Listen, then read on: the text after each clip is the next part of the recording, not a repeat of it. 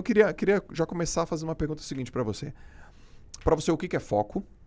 E como que o foco te ajudou em todas as áreas da sua vida e os negócios que você tem? Foco, em primeiro lugar, para mim, é você estar disposto a viver o processo, cada etapa do processo, as dores do processo, sem tirar os seus olhos do alvo.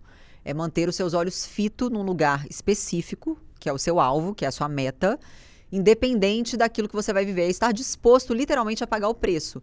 E muita gente, às vezes, se considera uma pessoa de foco e elenca prioridades na vida, mas ela nunca tem tempo para essas coisas. Ela, não, talvez amanhã eu comece. Então, eu sempre falo para as pessoas, olha, não ouse chamar de prioridade as suas metas para as quais você não tem tempo. Então, se você não tem tempo, ela não é sua prioridade. Ponto. Esquece. Para de falar que ela é se ela não é. Então, o foco ele é justamente isso. É você entender as suas prioridades, passar pelo doloroso processo, pelo doloroso caminho, pelas quedas, sem tirar os seus olhos do alvo. Então, se você é o tipo da pessoa que consegue manter o seu olho lá na frente, ter visão, mesmo quando você passa por adversidade, sem esmorecer, sem desfalecer, sem desistir, isso é ter foco. É estar disposto a pagar o preço, literalmente. Porque quando a gente olha, até falei esses dias numa live, quando a gente olha para a vida de pessoas, tipo, sei lá, vou pegar aqui aleatoriamente, Oprah Winfrey, né, que hoje em dia é uma grande comunicadora da TV, começou paupérrima, estudou, correu atrás. Steve Jobs foi mandado embora da própria empresa, anos depois, poucos anos depois de ser inaugurado, depois foi readmitido. Nós temos casos aqui no Brasil, Silvio Santos, dentre outras pessoas que começaram do literal zero. Então, eu creio que as pessoas que falam, eu não consigo ter foco e continuam chamando aquele plano de prioridade, mas essa é a prioridade na minha vida, mas eu não consigo ter foco. Então, tem alguma coisa errada. Né? Você tem muito foco, muita disciplina em inventar desculpa, mas não em trabalhar em prol das suas metas. Então, foco pra mim é isso, é você estar disposto a pagar o preço sem ficar pensando que a grama do vizinho é mais verde, que a Bela é abençoada com a genética, isso é pra ela, eu não nasci pra isso. É mais cômodo, né, pensar assim, do que trabalhar, realmente ter foco para conquistar o seu. Você consegue, por exemplo, dizer o que especificamente você faz para conseguir manter o teu foco? Porque você falou, poxa, prioridade é importante, show, caramba, não abrir mão das coisas que você determina, mas dá um exemplo assim prático de uma situação que você falou, caramba, aqui foi difícil e aqui eu tive foco e ela se repetiu algumas outras vezes, por exemplo. Bom, eu acho que uma das coisas, eu até escrevi isso há poucos dias atrás, as 10 características das pessoas que alcançam o topo, que as fazem diferentes das pessoas que não alcançam. Então, assim, colocando isso numa situação prática, por exemplo, você estar preparado para lidar com as adversidades de maneira que, ao invés de ser derrotado por elas, você é fortalecido por elas e é orientado por soluções e não por problemas. Então, Legal. quando eu coloco isso em prática na minha vida, o que sempre me fez manter o foco, obviamente, as minhas metas, que sempre foram muito claras para mim. Então, o primeiro passo, né? Vamos aqui falar em passos. Eu tinha consciência, eu sempre tive consciência do que eu queria. Então, eu sempre estive presente, consciente, sempre fui intencional em tudo que eu fiz na minha vida.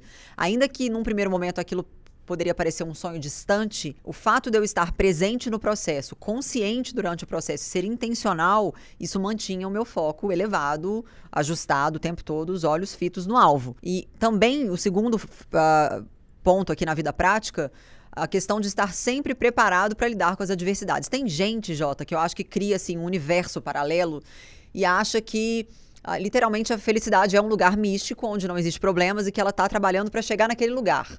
E aí no meio do caminho ela vai perder o foco. Por quê? Porque ela vai ser derrubada por problemas. E se essa pessoa não tem um mindset preparado para enfrentar as adversidades sem se colocar numa bolha chamada coitadismo e vitimismo, ela vai fracassar. E isso tudo vai atrapalhar o foco. Então quando eu olho para a minha vida eu vejo que essas duas situações, né, lidar com as adversidades de maneira que eu não seja destruída por elas, mas fortalecida por elas, e manter o meu foco sabendo que durante o processo vai ter dor, vai ter suor, mas eu não vou desistir, vou continuar olhando ali pro meu sonho e construir essas sementinhas.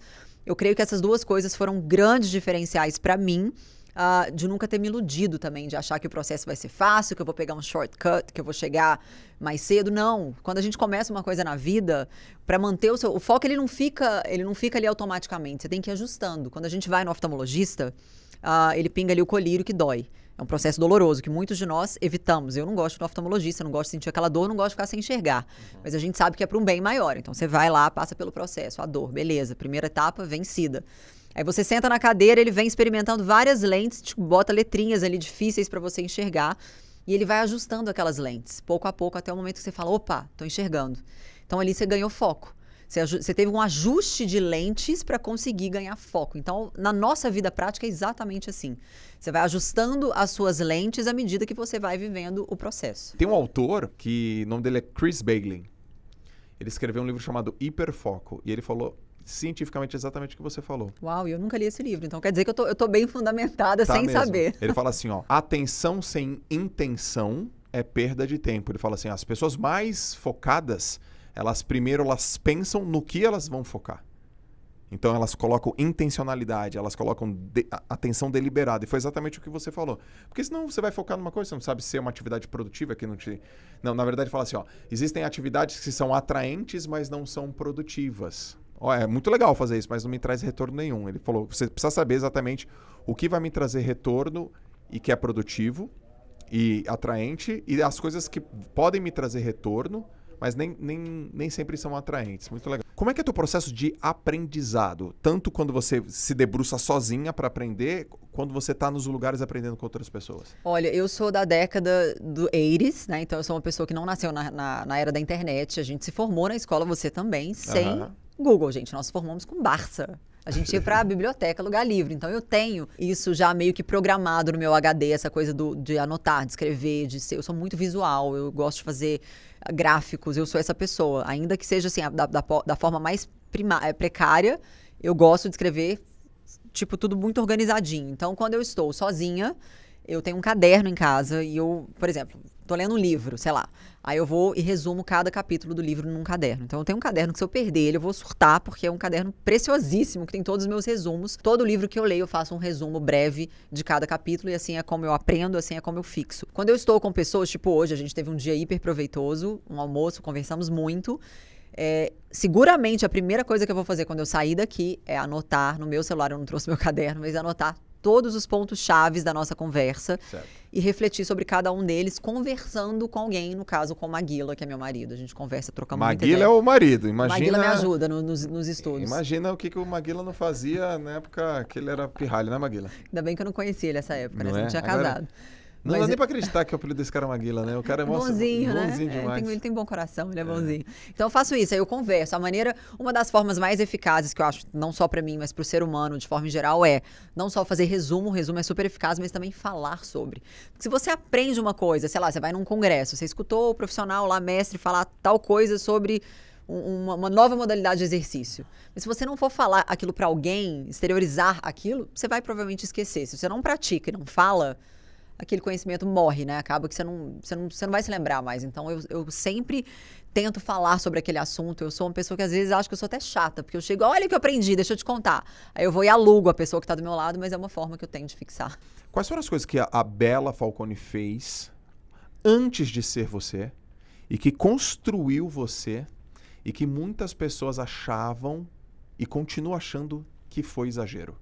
Excelente pergunta. As pessoas, de fato, quando me olham assim no passado, eu vou chegar no cerne da sua questão, mas só para fazer uma pequena introdução. Quando as pessoas olham para a Bela na época do fisiculturismo, né, aquele abdômen super trincado, 6% de gordura, que exagero, que coisa louca, essa pessoa é fora da curva, essa mulher não tem vida. Naquele momento, aquilo era o meu objetivo de vida, que durou um determinado tempo, assim como você competiu por um determinado tempo da sua vida.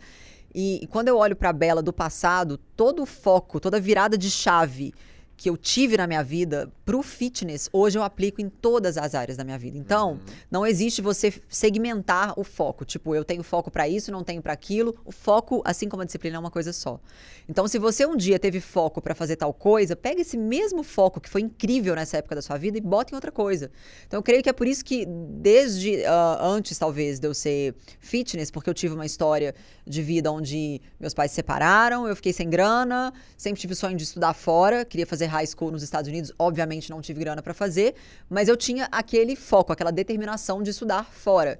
E eu fui persistindo até o momento que eu consegui juntar uma graninha que era pouca, mas enfim, o suficiente para me mandar para os Estados Unidos e começar a minha vida. Então eu tive foco para fazer isso, né? Você ter uma mudança de vida te exige foco. E eu pensei, falei, cara, eu tô sedentária, eu tô lascada, os meus marcadores de saúde todos ferrados, colesterol alto, glicemia alta, tudo errado, pedra nos rins. esteatose hepática, tipo, uma pessoa magra que tinha um metabolismo de uma pessoa doente. Então eu falei, cara, o mesmo foco que eu tive para chegar aqui nesse país, sem grana, sem conhecer ninguém, eu falava a língua, mas não dominava, como hoje em dia. Se eu tive foco para fazer isso, eu tenho que ter foco para virar essa chave e ser uma pessoa mais, né, uma pessoa mais saudável. Então, isso vai acontecer. Então, eu peguei aquele foco.